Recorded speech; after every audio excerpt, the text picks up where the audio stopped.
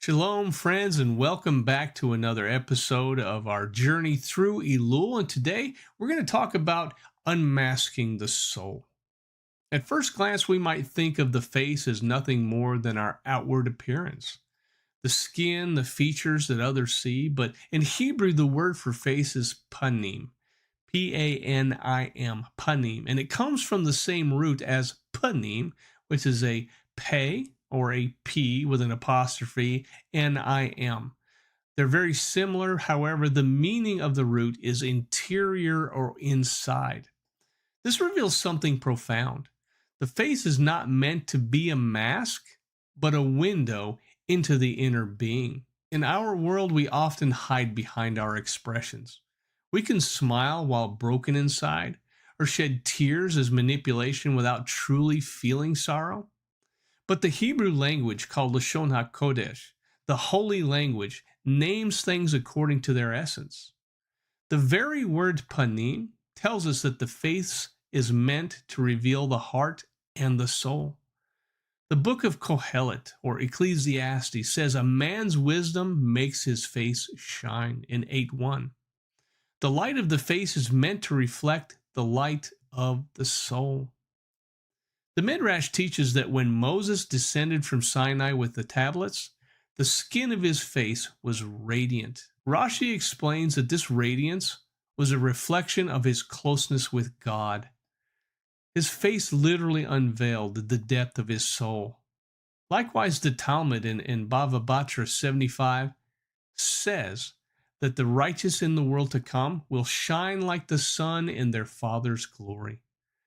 The inside and the outside will finally be one.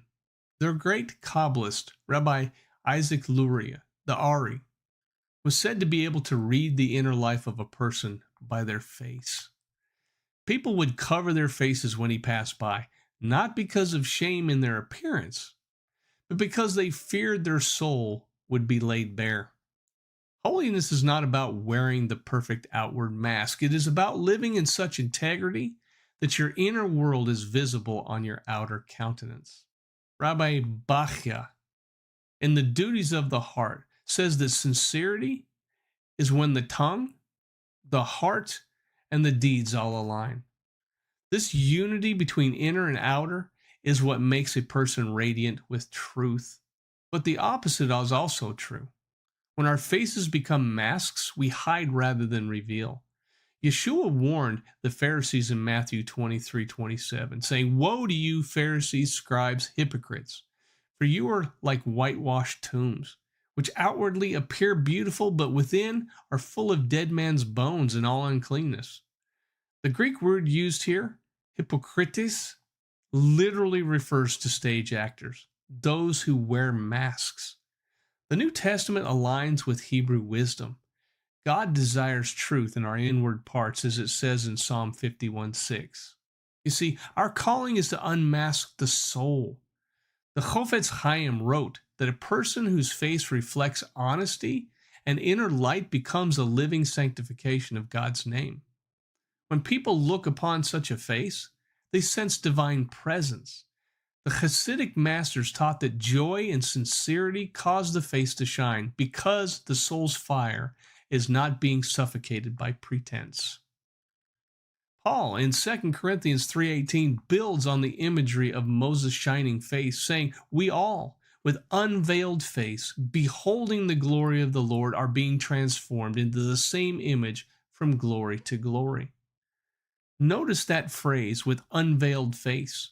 In Messiah, the masks can come off. We can reflect the divine image as we are transformed from the inside out. This teaching forces us to ask, are our faces masks or mirrors? Do people see our soul when they look at us, or only a projection we have carefully constructed? To unmask the soul is to let our inner life and our outer expression match. It is to live authentically, without deceit, without duplicity, but with holiness and transparency. Rabbi Nachman of Breslov taught that the whole world is a narrow bridge, and the main thing is not to be afraid. Fear often makes us hide behind masks. But love and trust in God free us to live unveiled, authentic, and radiant with inner light. The Zohar tells us that the face is the icon of the soul, and that when a person's heart is pure, the Shekhinah rests upon their countenance. This means our daily choices either veil or unveil the presence of God through us.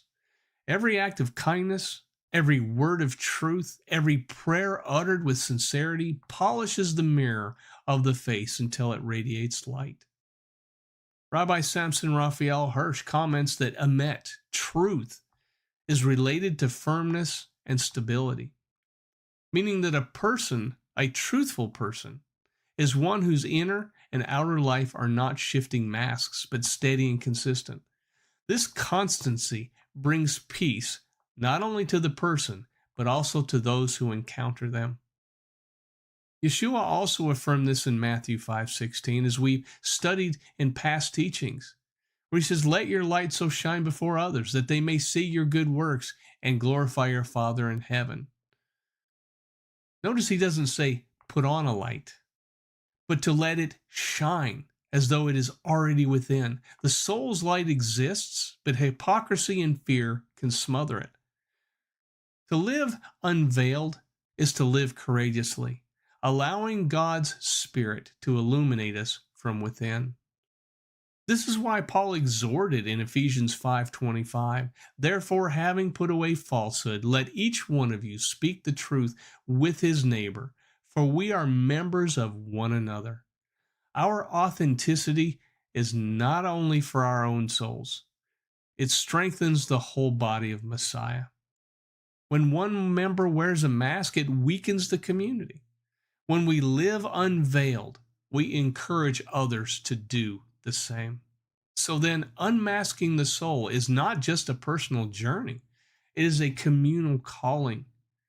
We become living reflections of God's image, testimonies of his light in a world of shadows. So I challenge you, the next time you look in the mirror, ask not, what do I look like, but what am I reflecting? Is your panim, your face, truly connected to your panim, your innermost being? May we become people whose souls shine through our faces, whose countenances is a reflection of the divine spark within us. And may we, like Moses and like Messiah, walk unveiled before God and man, unmasking the soul. Friend, let us hear the sound of the shofar.